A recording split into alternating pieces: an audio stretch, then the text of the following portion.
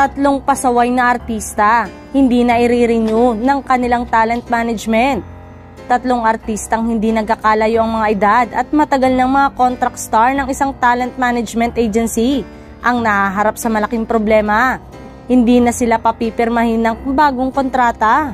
Mga isyu ng unprofessionalism at pagiging pasaway sa trabaho ang dalawa sa mga dahilan.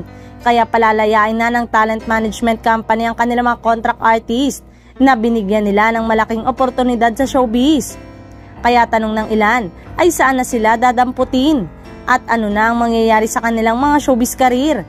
Ang tanong ng mga nagmamalasakit at nalulungkot sa kapalaran ng tatlong artista. Maraming beses na umano silang binigyan ng pagkakataon pero hindi nila pinahalagahan ang tiwalang ipinagkaloob sa kanila. Imposibleng hindi magkakaroon ng epekto sa tatlong dagok na dumating sa showbiz career nila dahil ito ang kanilang nakasanayang trabaho sa matagal na panahon. Dahil sa showbiz career ng tatlo, natikman nila ang fame at fortune. Higit sa lahat, naghatid ng kaginawa ng show business, hindi lamang sa kanila kundi pati na rin sa pamilya nila. Magkasama ang dalawang artista sa isang drama series.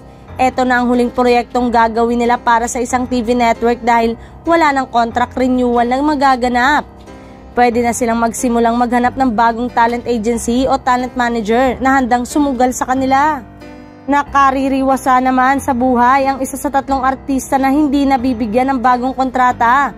May kakayanan siyang makarao sa araw-araw na pamumuhay kahit walang pinagkakakitaan mula sa showbiz. Pero siguradong hahanap-hanapin niya ang pag-arte sa harap ng kamera dahil passionate actor umano ito.